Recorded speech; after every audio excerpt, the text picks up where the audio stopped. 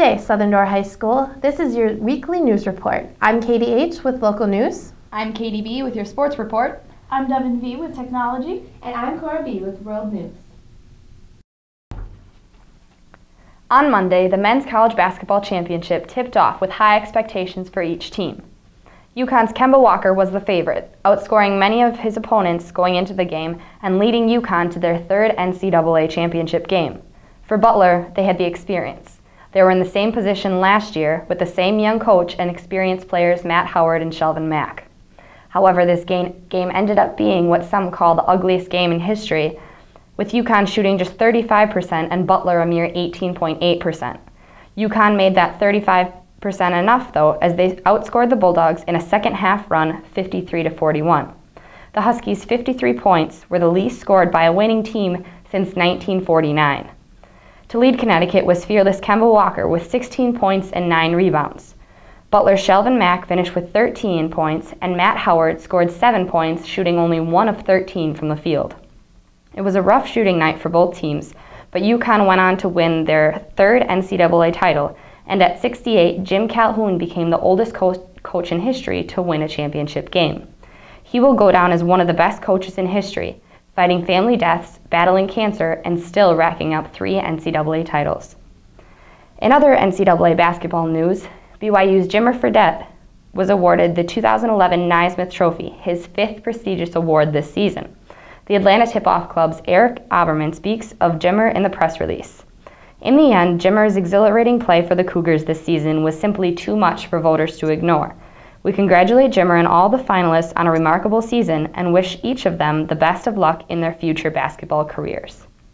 Other finalists for this award were Duke's Nolan Smith, Ohio State's Jared Sullinger, and UConn's Kemba Walker. I'm Katie B., and that was your weekly sports report. This week in local news, community members and students hit the polls for this year's local elections. The ballot was filled with new members running for positions for our school board, as well as a referendum that has been frequently talked about over the past month. As a result from voting, the referendum did not pass. This will lead Southern Door's administration to seriously consider budget cuts for next year. Extracurricular activities, including athletics, the music department, and clubs, will be facing potential cuts. The Southern Door School Board has also been disassembled and rearranged. Past school board members Larry Jincourt, Chuck Brettel, and Perry DeGrave will not be returning for next year. The 3 old members have been replaced by 3 voted-in community members, Deb Cluth, Terry McNulty, and Pam Parks. Many changes have already been made throughout our Southern Doors administration, and definitely will in our future. In other news, our very own AP English class headed down to UW-Madison last Wednesday for an Arabian Nights conference. For the past month, students from the English class have been working on their projects of how they interpreted the well-known novel, The Arabian Nights. At the conference, they presented their projects to other students from different schools all over Wisconsin. Those schools have also presented their projects to everyone else. The students wrapped up their afternoon and took a little trip to State Street and then headed back up to Door County. That has been your local news with Katie H. The iPad 2 was released March 11th, and as all the hype was indicating, it really did get better. In this case, less really is more. The iPad 2 is 33% thinner and up to 15% lighter, so it feels even more comfortable in your hands. And even with the new thinner and lighter design, the iPad 2 has the same amazing 10-hour battery life. With up to 9 times the graphic quality, gameplay on iPad 2 is even more realistic, and faster graphics help apps perform better, especially those with video. You'll see it when you're scrolling through your photo library or editing video with iMovie. The iPad 2 has 2 cameras like the Generation 4 iPod, one on the front and one on the back. They're designed for FaceTime video calling, and they work together so you can talk to your favorite people and see them at the same time. The front camera puts you and your friend face to face. Switch to the back camera during your video call to share where you are, who you're with, or what's going on around you. When you're not using FaceTime, you can use the back camera for HD video shooting. You can even take goofy pictures using Photo Booth, an application originally found on iMacs. iPad 2 and iPad SmartCover are made for each other, literally. It's designed to work side by side with the iPad and on top and underneath it too. Smart magnetic technology built into each pulls and keeps the SmartCover on the iPad. It falls perfectly into place and stays put to protect your iPad screen, yet doesn't add bulk to its thin, light design. Open the SmartCover and the iPad instantly turns on. Close it and your iPad automatically goes to sleep. And here's another smart part.